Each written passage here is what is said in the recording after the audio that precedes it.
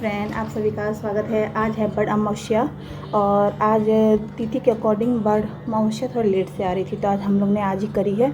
और हम लोग में पूजा कैसे करते हैं, ये जो बड़ के पत्ते होते हैं ना, उनके गहने बनाए जाते हैं और इन्हें हम लोग पहनते हैं।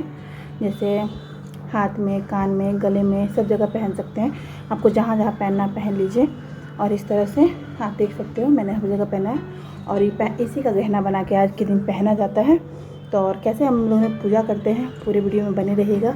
और अगर आपको मेरा वीडियो अच्छा लगेगा तो चैनल को सब्सक्राइब जरूर कीजिएगा। और ये हम लोग की चुनरी होती है जो कंपलसरी होता है, और नथ भी हम लोग की पूजा में कंपलसरी होता है।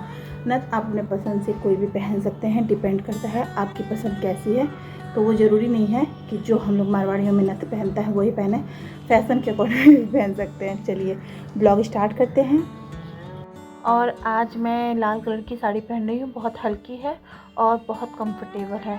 गर्मी इतनी पड़ रही है कि समझो इस टाइप की साड़ी बहुत कंफर्टेबल होती है।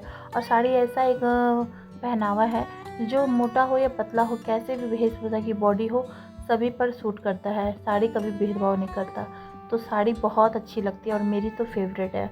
तो चलिए आज पूजा की तैयारी करते करते आपको मैं कथा भी बताती हूँ छोटे से रूप में। ये हमारे यहाँ पूजा करने का अलग रीत है और अलग तरीका है। पहले ही मैंने बताया था कि बड़ के पत्तों से गहना बनाकर गले में पहना जाता है और इस तरह से कुछ दान पुण्य और कुछ पूजा की विधि के अनुसार हम लोग पूजा करते हैं। ये एक सावित्री राजा की बेटी थी, उसके ऊपर आधारित एक कहानी है, जिसके पति को यमराज से ये छीन कर लाती हैं। और उनके पति का नाम था सत्यवान। क्योंकि है ना, सावित्री की माता पिता को संतान नहीं हो रही थी, तो पंडितों ने कहा कि अगर वो उनको संतान होगी तो वो 12 वर्ष के बाद विधवा हो जाएगी।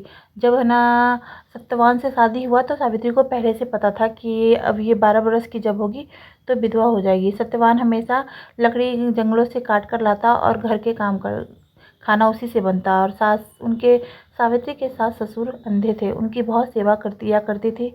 जब सावित्री 12 वर्ष की हुई तो अपने सास ससुर से है ना आज्ञा लेकर अपने पति के साथ जंगल चली गई।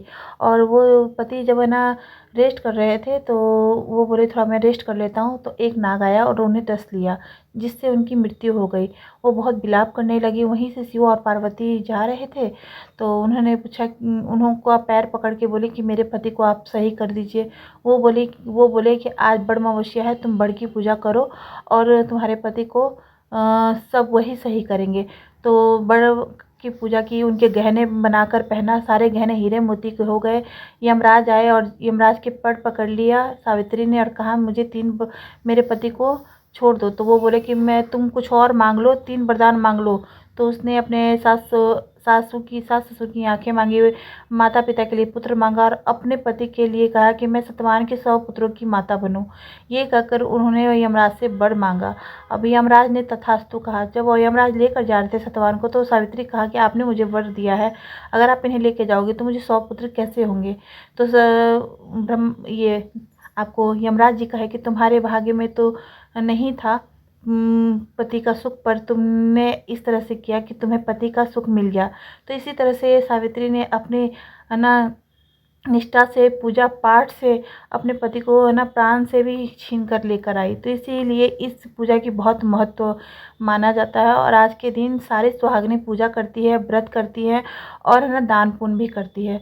तो इसीलिए कहा जाता है बट सावित्री की पूजा और व्रत करने के बहुत फ़ायदे हैं। अगर आपको पता थी तो कमेंट करके बताइएगा। इसी तरह से मैंने सारी कथा सुनी, पूजा करा और ये जो बड़ के पत्ते हैं उसके गहने बनाकर हम लोग में पहना जाता है।